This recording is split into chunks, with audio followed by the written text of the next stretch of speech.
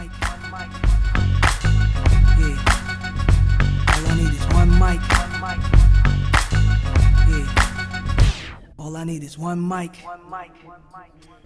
Hey everybody, welcome back to One Mic, where I watch shit so you don't have to. And today I'm here to talk about Season 3, Episode 5 of Amazon Prime's The Boys, entitled The Last Time to Look on This World of Lies. I thought this was a solid episode. It wasn't great, but it was good, albeit a little predictable. I'll get to that in a moment. But I think this episode kind of served as a bridge between the start of the season and the end of the season. This wasn't one that was incredibly eventful. Like, we didn't get, all of our crazy over-the-top killings. We weren't, hit with a ton of jokes all the time. But this one, it moved the pieces into place so we can have a clear idea of what direction these final, 3 episodes are going to go. And I think we have that now. And I think it's going to be actually pretty interesting to see what they do here. I'm going to start by talking about...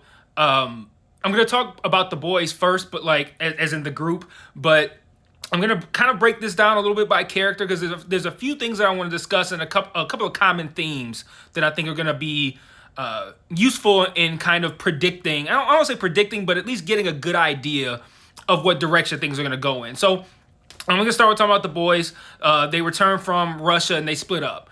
Frenchie and Kimiko go to a legitimate hospital to get her all fixed up. Mother's Milk is just like he said in the car at the end of last week's episode, he's like, fuck this, I'm out. I'm not rocking with you guys no more. He goes off on his own. And Butcher and Huey intend to still continue their plan to try to kill Homelander. So at the hospital, Kimiko realizes that she lost her powers and she's happy about it, which makes sense. I mean, we saw her telling Ryan how much she hates her powers. So, once she realized that she was actually hurt and that she never healed, and she realized that her powers are not working, she actually is happy about this. At the end of last week's episode, and I don't know if I said this in the video, but at the end of last week's episode, as soon as Frenchie said she's not healing, my immediate thought was, okay, now Soldier Boy is literally the weapon. Like, they said that there's a weapon that can defeat Homelander.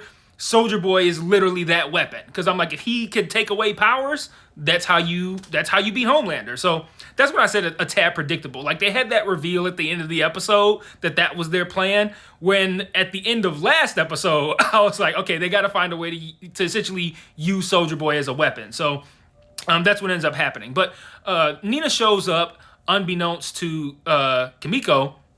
And she basically tells Frenchie that he's got to pay for blowing up this Russian lab. He's got to work for her now, and he gives him this picture of a guy and a little girl that he's supposed to kill. And he's obviously not down for that. He doesn't agree to it. But after Kimiko has I'm assuming it's kind of I don't want to call it a hallucination, but more of like a fantasy. Like she imagines herself being able to talk, and then her and Frenchie have this musical dance number in the hospital. And I think that's just her. Like I said, she's giddy at this point. Like, I don't have my powers anymore. I can live a normal life. Maybe I can start talking again. And joy, we could dance in the hallways and everything's gonna be perfect. So she's having this big fantasy or whatever. Right before she has this fantasy, Frenchie ignores a call from Nina. And then after the fantasy, she kisses him. And then he kind of runs off, which I thought was kind of weird, to go get coffee. And then he's apprehended. And I think this is a good time to talk about what I think is like a common theme in this episode, which is consequences. And I think this is the first example of that. Frenchie did all the dirt that he did for Nina in the past. He refuses to do it again. And now he's been apprehended. Also, I'm trying to figure out how I want to phrase this concept here. Kimiko is very happy to have gotten rid of her powers. She always said she hated them, all that. When we're talking about consequences, she has done so much shit that she isn't even proud of, just because she had these powers. She had these powers. She was super violent. Just taking the dildo scene from last week. She didn't want to do that, but it was what they needed to do for the mission. She had the ability to do it, so she did it. What if her consequences for her past actions are that Nina decides to kill Frenchie, and since she doesn't have powers anymore, she can't save him? I think that would be a very interesting arc for her particularly going into a fourth season with Frenchie potentially not in it and with her powerless. How does she deal with that? Like, I've always hated these powers. I did terrible things while I had them for whatever reason. And then the one time I really wished I had them, I didn't. How does she grapple with that? And how does she inevitably get her powers back? So that's why I say I think consequences are a theme here, because in this episode, we see a lot of people kind of just meet with consequences for shit that they've done. So Mother's Milk sees Soulja Boy destroy this guy in this building, which, he fucking destroyed this fucking building, right? He sees it when he's at his daughter's house to pick her up to take her to like a science museum or something like that. And there's an interesting moment while he's there where he sees that the stepfather is kind of pushing Homelander on her. And the stepfather doesn't understand who Homelander is. He's buying into the media shit. And that's why I say it's very similar to Trump. Like I said, they keep trying to align Homelander and Trump. And Trump's another one where, you can have the reality, but then you have what the media is presenting. And if you're somebody like, I don't know, I can't remember Mother Milk's daughter's name, but if you're somebody like his daughter's stepdad and you eat up everything you see on the mainstream media that Homelander was just bashing the other week, if you eat all that shit up, you're going to think Homelander's some great guy when we know that Homelander's a complete piece of shit. And Mother's Milk knows that. And they have a interesting situation before he sees that the video of Soulja Boy knocking down this building, where he says basically, I want you to keep her away from, any kind of Homelander shit. And that's an interesting dynamic as well. The idea of, something that we have in this country that's kind of prevalent. It's a lot of, broken families. People don't stay married long. Then they, they get divorced or people break up. They meet other people. But you've got shared kids, right? So it's like now you have to deal with this new mother or father figure, stepmother, stepfather, whatever, in your kid's life. And that's a very delicate balance to have. And this guy, who is clearly brainwashed by everything he's seen on the news, has one very strong opinion on how to, I don't want to say how to raise Mother Milk's daughter, but just like, this is the kind of thing she should have in her life, the kind of example she should be shown. Whereas Mother's Milk obviously has a very different idea for that specific person. So interesting kind of like clash of heads there. I'm interested to see where that's going to go. But he goes to the site that Soulja Boy blew up, and he runs into Butchie. I can make that the fucking name of like hashtag Butchie. He runs into Butcher and Huey, and long story short, he essentially agrees to help them find Soulja Boy, but he's not gonna fuck with them anymore after that. So they decide to go see a guy called The Legend, who ends up being Paul Reiser, which I'm just like, what is this resurgence of Paul Reiser? Like on Stranger Things, now he's on this. But this is the Paul Reiser that, like whenever you would see Bob Saget in something other than Full House, he would always go as far away from his Full House persona as possible. And now we get Paul Reiser like snorting cocaine, talking about all the famous celebrity women he's fucked, the people who have fucked him. Apparently Marlon Brando fucked him in the ass. Crazy fucking scene, man. But he shares that Soulja Boy came and grabbed his suit and that he wanted the address for the Crimson Countess. We know how that's going to turn out. Maeve brings Butcher more of that Temp V, and they talk. He says that V kind of just made him more of who he already is. And that's kind of how I always feel about alcohol. People are like, oh, I was drunk. It was like, you just dropped the guard that prevented you from doing that in the first place. That sensibility rail that is in front of us when we're sober goes down when we're drunk. But we don't become different people. We just bypass that rail that goes, you shouldn't do this. And it sounds like that's what the Temp V does as well. And then they end up fucking, which was an interesting turn of events, especially because it came right after he was like, yeah, all y'all gotta die, right? Like it was very much a very stone and straight-faced, which, I mean, that obviously would include Maeve, like, y'all all gotta go. Like, we can't have nobody superpower like y'all no more. But I don't necessarily think that means they have to die if they can find a way to depower them like they can with Soldier Boy. So we'll see how that plays out. So they go to Crimson Countess' house and find out that she knew Soldier Boy was alive. He betrayed her. When he arrives, Mother's Milk starts to pass out, and we find out that Butcher essentially drugged his water, well, roofied him, so that he wouldn't be around for what was about to happen because they knew he wouldn't agree to it. And essentially, Butcher serves up Crimson Countess, and I like how he painted it as like, we've been doing shit to help you. Like, he made it sound like they intentionally broke him out of Russia, and then also it's like, and we also got Crimson Countess all up in there tied up with her hands covered, just sitting there waiting for you to take care of her. So since we've done you all these favors, I propose a deal, which ends up being obviously the deal to help with eliminating Homelander. But obviously Mother's Milk wouldn't have went along with that, so they knocked him out. Soldier Boy goes in and he has this conversation with Crimson Countess, and he finds out that not only did she betray him, but she did it for free. And he's like, you know, he says all this shit. I loved you. Like I was able to stay alive on the hope that you were gonna come save me. And then she says she hated him, and that they all did. She always hated him. And now here we are again, talking about consequences, right? This conversation mirrors an earlier conversation between Maeve and Homelander where she said the same thing. He was like, you know, I loved you originally, and then she's like, I always hated you. And what consequences does Crimson Countess meet when she tells that to Soldier Boy? Yeah, she's charbroiled, essentially.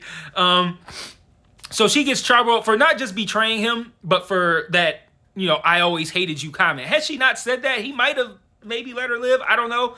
But he didn't. She gets charbroiled. And now what does that lead us to believe is going to happen to Maeve? We see Maeve get captured. We see Ashley lie about her being in rehab. But we don't know her current state. She's Schrodinger's Maeve right now. She could be alive. She could be dead. We don't know. But if we're one to follow along with the theme, she's going to suffer consequences for not just telling Homelander how much she hated him, but for being involved with Butcher and in this whole plan to get him. So, not looking good for Maeve, I don't think. If you disagree, feel free to let me know in the comments, but I think this is pretty large foreshadowing that Maeve is going to be in pretty big trouble. More consequences. A-Train tries to half-ass this situation with Blue Hawk. He settles, I can't even say he settles for, he suggests himself just merely an apology. Like, oh, if he apologizes, we're good. Which, if you really were passionate about this form of policing in black neighborhoods, you would ask for a little bit more than a fucking apology. Then he shows up at this community meeting with Blue Hawk and cameras, and he tells his brother, like, you know, it works out. You guys get an apology. Vought gets some good PR. Everybody wins. And it's like, dog, come on, man. Like that's such fake shit. And he's doing this just to, I don't know, just to make himself feel important, but he's not taking it seriously. He never does. A-Train never takes anything fully seriously. And now his consequences for not taking anything seriously, for putting all these people in a situation with this volatile guy who he knows is volatile and doesn't even really have a good outcome. Like the best you're gonna get out of this is this apology, and the apology is totally half-assed. It's not even fucking like he doesn't even read it with like he means it. He's just reading it like, I apologize and this happened. Like very unenthusiastic, doesn't sound sincere at all. And now A-Train's brother is paralyzed, and and these are the consequences that A-Train meets with for everything that he's done. And then lastly, after Soldier Boy does what he does, Starlight pops up, and she essentially asks Huey not to go along with this plan. And Huey doesn't agree. You know, like I mentioned last week, Huey's a guy that's dealing with a lot of insecurity, just like Homelander is. Really interesting to potentially tie those two thematically as well. But Huey's dealing with a lot of insecurity. He uses Starlight as his excuse for taking this V. He always, I want to help you. I want to help you. It's not he wants to help her. It's that he doesn't want to feel as helpless. So like he feels helpless and emasculated because he keeps being saved by his girlfriend, and he doesn't want to feel that anymore. So that's really what it is for him. It's not like, oh, I did it to save you. Like, no, you did it because you feel emasculated by the fact that your girlfriend is a superhero and you're just a regular fucking loser. And now he has this V. He doesn't feel like a loser anymore. So now he wants to keep using it. But, she asked him not to go. He goes anyway. What have I been talking about this whole video? Consequences. What consequences is Hughie going to meet for taking V for the wrong reasons and doing something that he knows he shouldn't be doing, that should be against his values and his morals, and against a direct request from his girlfriend, who he's doing all this for, apparently. What consequences is he going to meet with? So, lots of interesting things. Like I said, not a lot happened in this episode, but it put so many things in place for like, okay, where can we expect things to go? We now know Soulja Boy is going to be, the plan is to use Soulja Boy as a weapon to, I'm assuming, depower Homelander. Like, not Soulja Boy is going to kill Homelander, but Soulja Boy is going to hit him with this blast, and Homelander's going to be like, ha ha ha, I'm perfectly fine. And then he's going to realize that he doesn't have powers anymore and he's going to be fucked. But, what's going to happen with A-Train and his brother? How is A-Train going to redeem himself? He needs to. What's going to happen with Maeve? What's going to happen with Hughie? So lots of different things that they've set up for these final 3 episodes. And next week is supposed to be the big Hero-gasm episode. I don't know about you guys, but I'm excited to see what the fuck they're going to do. But I'm going to wrap up with a couple of thoughts, and that'll be that. It's only 17 minutes, so we're good to go. I love the line, looks like Kermit the Frog had a right wank in your mouth when Huey's throwing up all the fucking green V shit. That was a great fucking line. I also liked Ashley's line of Lindsey Graham. He's such a gooch licker. And then speaking of Ashley, she's now the new Vought CEO in place of Stan Edgar, who did not appear in this episode. We didn't advance the Stan Edgar plot in any way. We didn't see Victoria Newman either. But I realized today who she reminds me of. She looks like an older Emma Stone. Like, Emma Stone looks like, I don't know how old Emma Stone is, but she looks like she's like 23. Ashley looks like what Emma Stone will look like when she's like 38. I hope neither one of those women see this video and are offended by the random ages I just gave them, but I'm just using it to make a point. Ashley looks like a significantly older Emma Stone. Actress who plays Ashley, if you are only 4 or 5 years older than Emma Stone, I apologize.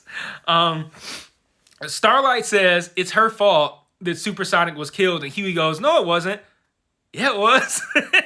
She didn't have to loop him into this plan. Like, she already had other people she could have looped in first. Like, man, like, how you gonna bring this guy in brand new and be like, hey, can you help me kill Homelander?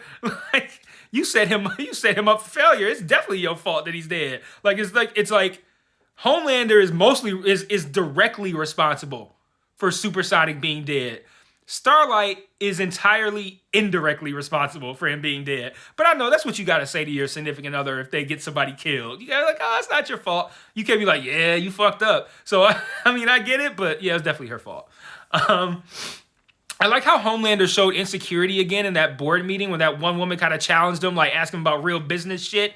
And then again, he felt undermined and he just got insecure. And I think that we've consistently seen Homelander's insecurity throughout the entire run of the show. But I also think that I don't know about you guys, but I got the vibe that Homelander is afraid of Soulja Boy. And that I don't know if he knows that Soulja Boy could depower people or not, but I sense a clear intimidation there. And I think that's gonna be really interesting to see how somebody who already has all of these insecurity issues see that person deal with being scared or being afraid or feeling like, for once in his life, feeling like he can't do whatever he wants. That's going to be interesting to see that play out as well. And then lastly, another guest appearance, Seth Rogen in an interesting little scene with Crimson Countess, Mr. Sir Comes a Lot. and you know what's funny is I know that's the kind of thing that you don't have that role in the episode and you go, you know who we need for this role? Seth Rogen. I don't think that's how that worked. I think it worked. I think it went as, hey, Seth, we want to have you on the show. What do you want to do? And he goes, I want to be Sir Comes a Lot. You know, however the fuck he laughs, you know. That whole scene felt like it came out of Seth Rogen's brain. That did not feel like that came out of like the writers for this show. So, but it was cool seeing Seth Rogen. It always is. He always does great with it anytime he shows up randomly on something. So, that's all I got. Like I said, solid episode, a little bit predictable, but I like the fact that we've set up where it looks like the show is going to go in these final 3 episodes, and we also set up, I think, some consequences for some characters and potential consequences to come. So with 3 episodes left, I will see you guys next week for the Hero Gasm episode, and until then, peace.